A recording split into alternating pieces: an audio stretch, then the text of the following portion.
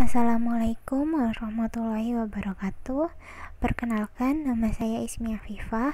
Saya merupakan mahasiswa Perencanaan Wilayah dan Kota Universitas Jember. Pada kesempatan kali ini, saya akan menjelaskan mengenai materi manajemen risiko degradasi lahan dataran tinggi akibat produksi biomasa di Kabupaten Probolinggo. Tugas ini ditujukan untuk memenuhi tugas ujian akhir semester dari mata kuliah evaluasi sumber daya lahan. Di sini saya mengambil studi kasus di Kabupaten Probolinggo mengenai degradasi lahan dataran tinggi akibat dari produksi biomasa. Materi yang pertama, identifikasi kawasan. Berikut merupakan koordinat dari lokasi studi kasus. Kabupaten Probolinggo terletak di lereng pegunungan yang membujur dari barat ke timur, yaitu Gunung Semeru, Argopuro, Lamongan, dan Tengger.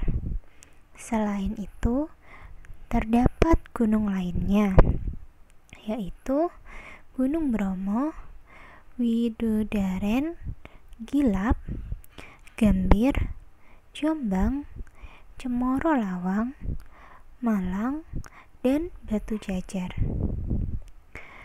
Potensi terjadinya degradasi lahan, khususnya di wilayah dataran tinggi Kabupaten Probolinggo, disebabkan beberapa hal, yaitu erosi, pencemaran akibat proses pertanian, deforestasi, overgrazing, ladang berpindah, dan pertanian monokultur.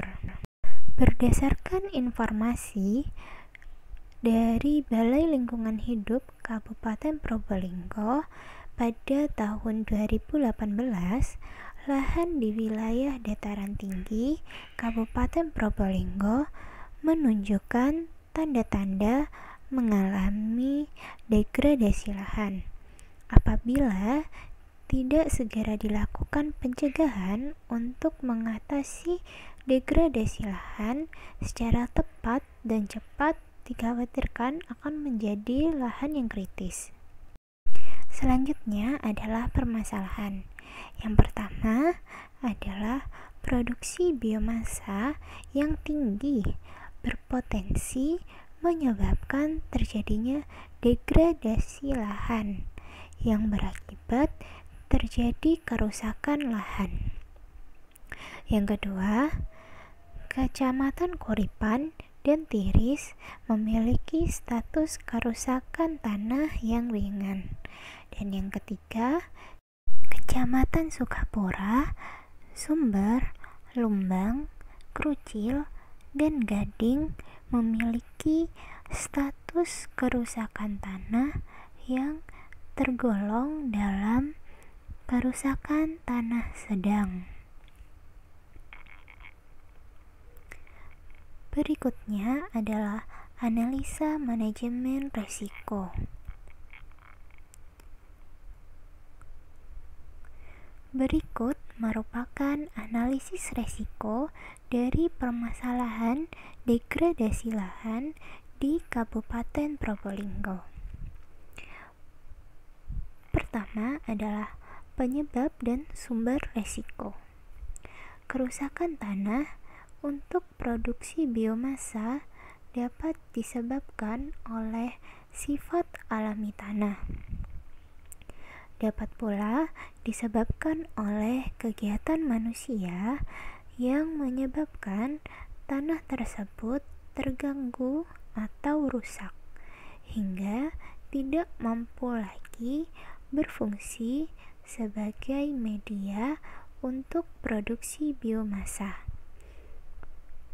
Kecamatan Kuripan dan Tiris dengan klasifikasi rusak ringan dengan produksi biomasa 10.869 ton hektar dan 14.836 ton hektar, yaitu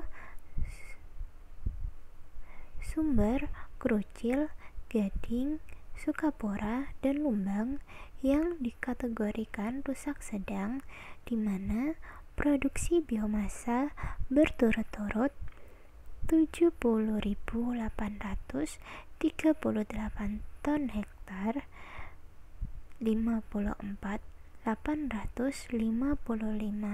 ton hektar, 40.514 ton hektar, dan 27.995 ton hektar. Produksi biomasa lebih besar dibandingkan dengan Kecamatan Tiris dan juga Kuripan. Kedua, kemungkinan suatu resiko dapat terjadi. Produksi biomasa memiliki hubungan yang erat dengan kerusakan lahan. Semakin besar produksi biomasa yang diambil sebagai hasil panen dari lahan tersebut tanpa adanya upaya mengembalikan lagi bahan organik ke dalam lahan tersebut, akan menyebabkan lahan tersebut mengalami degradasi lahan. Hal ini akan berdampak atau berakibat terjadinya kerusakan lahan. Berikutnya adalah dampak negatif dari resiko. Kegiatan untuk meningkatkan produksi biomasa terkesan masih bersifat eksploitatif dan tidak terkendali, yang secara langsung dapat mengakibatkan kerusakan lahan untuk produksi biomasa.